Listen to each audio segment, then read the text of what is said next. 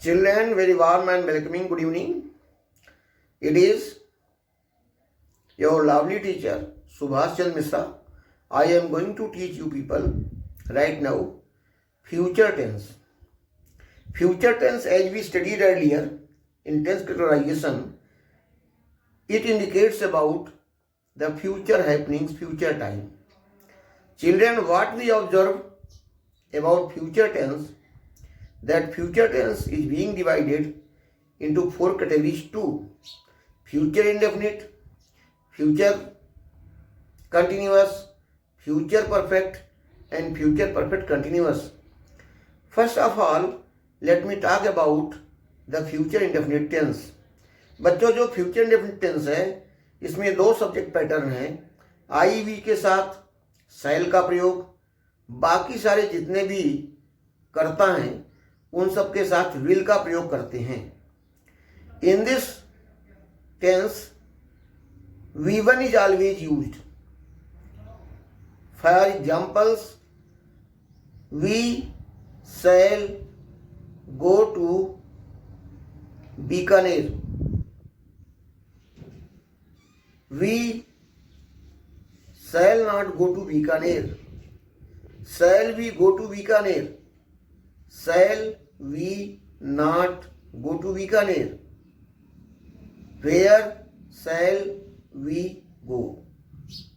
जो बच्चों इसका दूसरा टाइप का दूसरा पैटर्न है उसमें आप अच्छे से समझ सकते हो, विल का प्रयोग करते हैं हेल्पिंग वर्ब के रूप में और V1 का प्रयोग करते हैं मेन वर्ब के रूप में. जैसे she will write an interesting story. She will not right an interesting story. Will she write an interesting story? Will she not write an interesting story? What will she write? This was about the future indefinite tense. Now let me take children future continuous tense. In future continuous tense, the same subject pattern will be I and we will be followed by shall be, and other subjects will be followed by will be. The main verb will be V1 plus ing. For example, you can understand the sentence pattern. I shall be writing an essay. I shall not be writing an essay. Shall I be writing an essay? Shall I not be writing an essay? What shall I be writing? Children, as far as the second pattern, the children will be studying English. The children will not be studying English. Will the children be studying English? Will the children not be studying English? What will children be studying? Then we are coming to the future perfect tense. Subject pattern बच्चों same है, आई we के साथ शैल है और अन्य कर्ताओं के साथ विल हैव का प्रयोग करते हैं. इसमें third form of the verb का प्रयोग करते हैं. जैसे आप समझ सकते हो, we shall have maintained our health. We shall have not maintained our health. Shall we have maintained our health. Shall we not maintained. Shall we not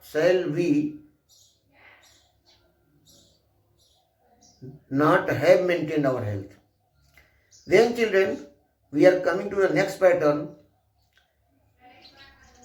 The boys will have completed their work.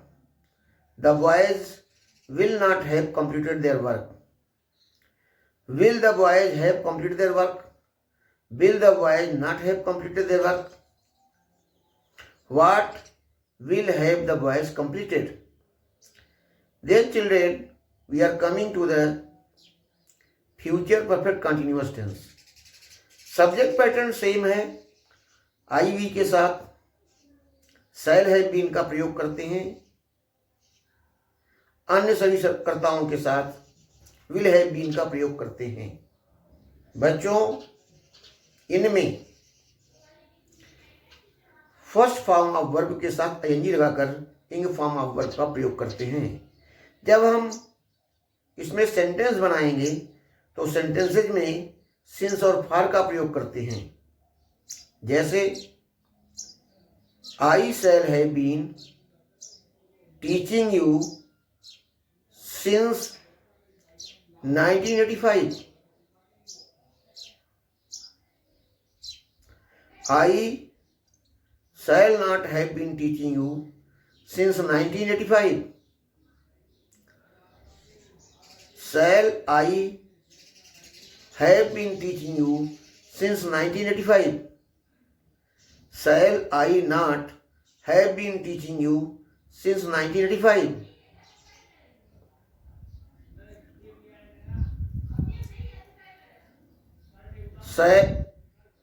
Why shall I have been teaching you since 1985? अब दूसरा pattern देखो, जैसे the students will have been studying English for 2 months. The students will not have been studying English for 2 months. Will the students have been studying English for 2 months? Will the students not have been studying English for 2 months? Who will have been studying English for 2 months? Children, this was all about the future tense. Now I would like to clarify you some very essential rules related to use of will और shall. will और shall के प्रयोग में मैं आपको काफ़ी कुछ समझाना चाहूँगा। देखो, will का प्रयोग आई वी को छोड़कर अन्य कर्ताओं के साथ करते हैं। shall का प्रयोग सिंपल फ्यूचर में केवल आई वी के साथ होता है। लेकिन बच्चों, कुछ अपवाद है या कुछ विशेष नियम जिसको आप समझें, जैसे थ्रेट धमकी, इंटेंशन इरादा, प्रॉमिस वादा, प्रपोजल ऑफर प्रस्ताव, फ्रॉम डिटर्मिनेशन दृढ़ निश्चय। इसके अलावा बहुत सारे अन्य इसी प्रकार के भाव हैं जिन भावों को व्यक्त करने में इनका वाइस वर्सा हो जाता है। विल का प्रयोग आई वी के साथ होता है और शैल का प्रयोग अन्य कर्ताओं के साथ होता है। इसमें बच्चों एक बात और आपको मैं समझाना चाहूंगा कि फ्यूचर परफेक्ट टेंस में जब दो क्लास एक साथ आते हैं तो एक क्लास को फ्यूचर परफेक्ट टेंस में और दूसरे क्लास को प्रेजेंट इंडेफिनिट में रखते हैं। जैसे सूर्य के उगने के बाद बच्चे कक्षाओं में जाएंगे। अगर इस सेंटेंस को हम ध्यान से देखें तो children will have gone to the classes before the sun rises. इस तरह से आपको फ्यूचर टेंस में जितने भी स्ट्रक्चर हैं, जितना भी प्रयोग है, पूरी तरह से समझ में आ गया होगा, क्लियर हो गया होगा। एक बात बच्चों आपसे और बहुत जरूरी डिस्कस करना चाहूंगा, जैसे हम सिंस और फॉर का प्रयोग करते हैं।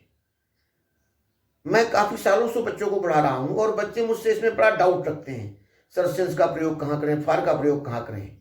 मैं इसमें आपको एक नटसेल पॉइंट गाइडलाइन दूंगा कि देखो, जो सिंस का प्रयोग है वो पॉइंट ऑफ टाइम के लिए किया जाता है और पॉइंट ऑफ टाइम किसको कंसीडर करते हैं ये जानना बहुत जरूरी है। आप देखिए, इवनिंग, मॉर्निंग, नून, ओ क्लॉक,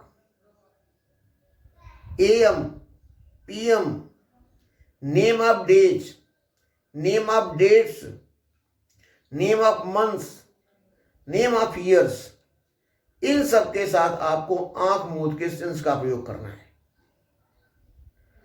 और जहां पर पीरियड ऑफ टाइम आता है वहां हम फॉर का प्रयोग करते हैं। जैसे कोई भी समय की इकाई आती है, यूनिट आती है बच्चों, 5 seconds, 10 minutes, 2 microseconds, 3 hours, 4 days, 5 months, 2 years, 3 decades, 2 half centuries, 3 centuries, millennium, इन सारों में कहीं भी कोई भी टाइम की इकाई संख्या के साथ आती, बिना संख्या के साथ आती है, समय की इकाई आती है, वहां पर अपने को फार का प्रयोग करना है.